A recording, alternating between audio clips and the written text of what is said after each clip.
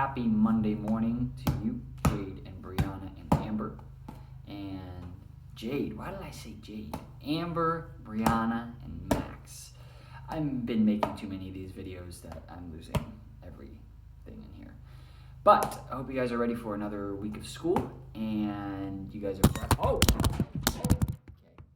That was a very bad idea. Hold on, I gotta grab this 1 second. I almost. It went on the table. I got it though. All right. Whew. I need this. It's my friend. All right, today we are learning about more indefinite pronouns. Are you guys about tired of them yet? Well, today we have 5 indefinite pronouns that we are going to need to figure out if they are singular or plural. We know our plural indefinite pronouns are, there's 4 of them. Let's say them.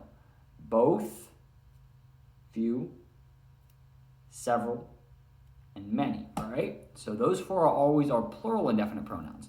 And our singular ones are anyone, anybody, nobody, no one, somebody, either, neither, and there's a couple more. I can't remember quite all of them.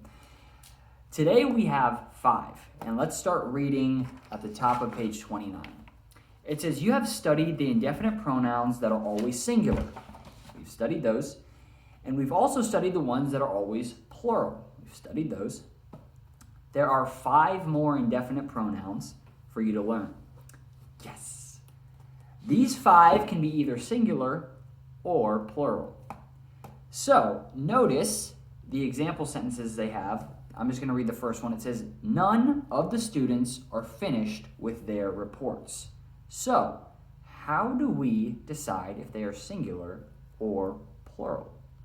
Well, let's find out. Let's skip over numbers 1 and 5. All you're doing for those is going through and underlining your indefinite pronoun that you're finding in those sentences. That's all you're doing for the first 5. Let's go to the bottom of the paragraph on page 29. Up to this time, I've always told you guys, right, that you should always put parentheses around your prepositional phrases and then make sure that you do not make your verb agree with your object of your preposition, okay?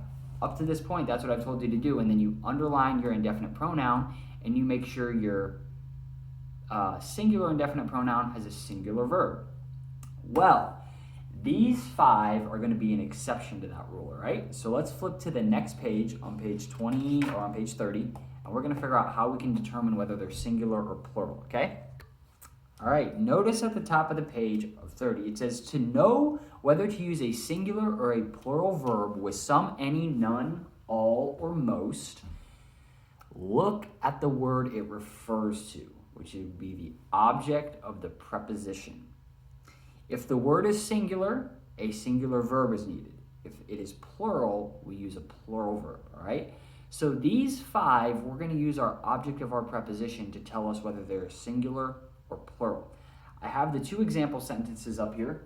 Most of the mud has or have dried up. So we'll put parentheses around our prepositional phrases.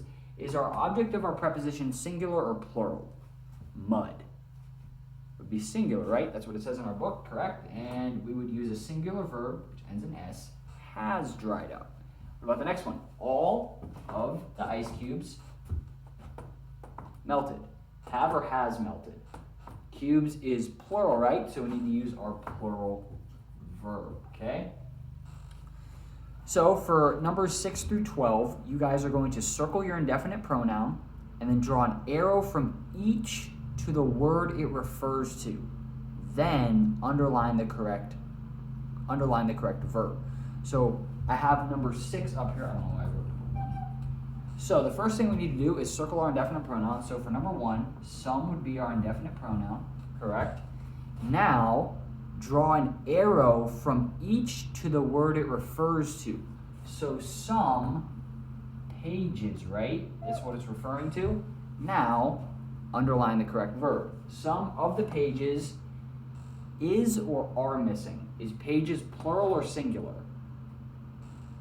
plural, right? So we're going to use our plural verb, which would be are. Okay? Are missing. All right, that is all for your new part. Let's say our indefinite pronouns that can be either singular or plural. So we have some, any, none, all, and most are our indefinite pronouns that we have to use our object of our preposition to determine whether they're singular or plural. All right, let's say them again.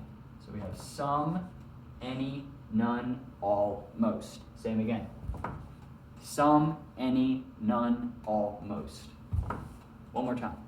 Some, any, none, all, and most. What are those? Those are our indefinite pronouns that can be either singular or plural. All right? That is all for your new part. And today, you guys may skip your penmanship. It's Monday. You guys can go ahead and skip your penmanship in lesson 9. And then tomorrow we will have our quiz. So, study over your checklist, how to correctly use sentences that use how come and what for incorrectly, correct sentences with misplaced prepositional phrases. Do you know your 4 plural indefinite pronouns? Both, few, several, and many. Do you know your singular indefinite pronouns? So just make sure, if you make sure you know your 4 plural indefinite pronouns, then if you know your 4 plural ones and your 5 ones that can be either singular or plural, then the rest you know are all singular.